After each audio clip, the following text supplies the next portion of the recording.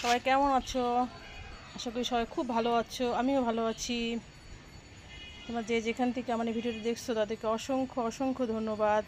তোমার এই ব্যস্ততার মধ্যে থেকে আমার জন্য একটু সময় বের করা। এই দেখো, আমি সকাল সকাল উঠে দেখো কি সুন্দর একটা গোলাপ ফুটছে আমার কাছে, কি দারুণ লাল গোলাপ। তো আমি সকাল সকাল উঠে পড়ছি, স্নান টান সেরে পুজো টুজো সেরে, স্নান সেরে পুজো টুজো সেরে চলে আসছি ছাদে। কারণ এত ছোট হয়ে গেছে বেলা, আর রোদ থাকেই না বললে চলে। তাই কাপড়গুলো আমি মেলে দিলাম। কাপড় আমার প্রতিদিনই থাকে প্রায় অল্প স্বল্প। আমি হলো 4-5 দিন পর পরই আমি সমস্ত কিছু কেচে দিই, বিছানার চাদর থেকে আরম্ভ করে সমস্ত কিছু। কাপড়টা আমার প্রত্যেক দিনই থাকে। তারপরে ওর বাবা জামা কাপড়, এখানে একটা অপরাজিতা ফুটছে কি সুন্দর, অনেকগুলো করেই ফুটে, আজকে একটাই ফুটছে অপরাজিতা। খুব ভালো লাগে আমার অপরাজিতা ফুল,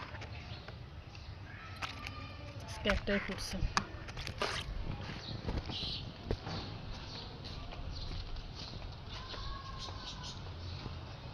তো সকালে জলখাবার বানানোর আগে কাপড় চোপড়গুলো আগে কেচে দিতে হয়, নাহলে রোদ থাকে না, রোদ চলে যায় আর কাপড় শুকায় না, আর কাপড় মেলারও জায়গা থাকে না, যেহেতু নিচতলা মেলার জায়গা কম। সকালে সবাই উঠে পড়ছে, কর্মব্যস্ত জীবন সবার শুরু হয়ে গেছে। ছেলেপেটা সব দৌড়াদৌড়ি করছে, নিচে দেখো খেলাধুলা করছে। আমার ছেলে চলে গেছে, ওর কোচিং আছে, ওকে ডিম সিদ্ধ করে দিছিলাম, ডিম সিদ্ধ আর চা খেলো, চা খেয়ে চলে গেছে। তো আমি এই যে তারপরে স্নান পূজা সেরে কাপড়গুলো মেলে দিলাম। এখন যাব নিচে, নাস্তা টাস্তা বানাবো, জলখাবার বানাবো।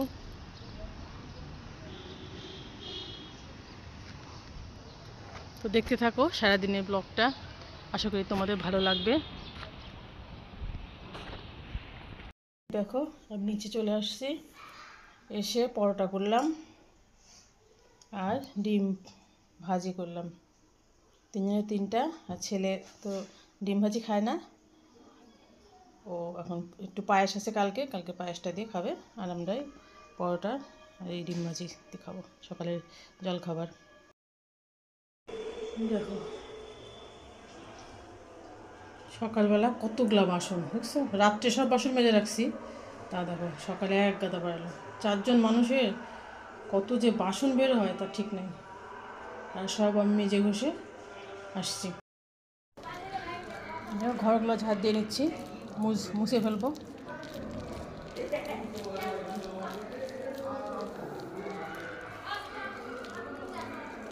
প্রত্যেক দিন ঝাড় দেওয়া হয়, মোছা হয়, তারপরে মনে হচ্ছে যে কতকাল ঝাড় দিয়ে নিয়ে এত ময়লা হয়, তো বিরক্ত লাগে।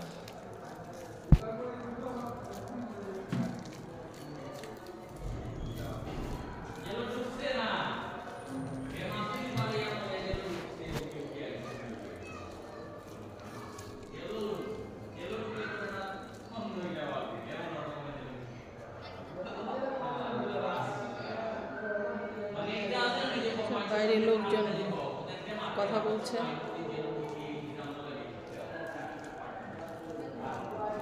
আমি এটা তুলে ফেলে মুছে নিই ঘরটার। এই দেখো আমার আজকে সবচেয়ে প্রিয় জিনিস রান্না করব। সবসময়ের জন্য তো পরিবার সবার জন্য রান্না করি, আজকে আমার নিজের জন্য রান্না করব। এটা পেঁয়াজের ফুলকি, আমরা বলি পেঁয়াজের ফুলকি, পেঁয়াজের ছোটা অনেকে অনেক রকমভাবে ডাকে। আমার ভীষণ প্রিয় এই জিনিসটা, আজকে আমি এটা রান্না করব। তার জন্য কেটে নিয়েছি আলু আর এই যে পেঁয়াজ লঙ্কা। আমি এটা পেঁয়াজের ফুলকিটা আমি পেঁয়াজ লঙ্কা দিয়ে করি আর কালো জিরা ফোড়ন দিয়ে। আর মসুর ডাল করব, মসুর ডালের জন্য এই দেখো কেটে নিয়েছি রসুন আর পেঁয়াজ। এটা আমি আজকে রান্না করে, এটা আমি মজা করে আজকে খাবো।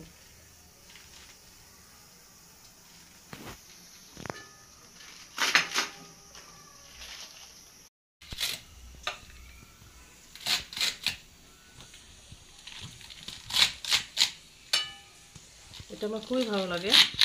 পেঁয়াজের ফুল অনেকে পুঁটি মাছ দিয়েও খায়। আমার বাবা বাড়িতে পুঁটি মাছ দিয়ে খায়। আমার বর আবার একেবারেই পছন্দ করে না, তাই জন্য বেশি খেতে পারি না। কিন্তু আজকে আমি আমার জন্য আনতে বলছি, এটা আমি নিজের পছন্দ মতো রান্না করে।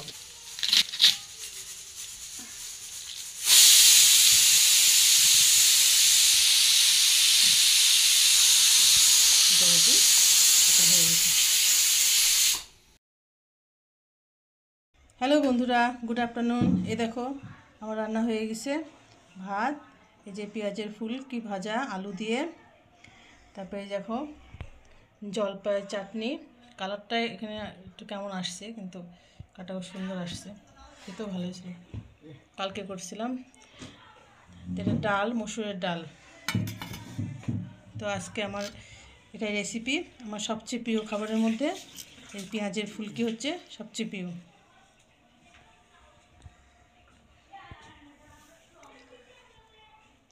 ভীষণ মজা। এই গোটা শীতে যতক্ষণ পেঁয়াজের ফুল থাকবে,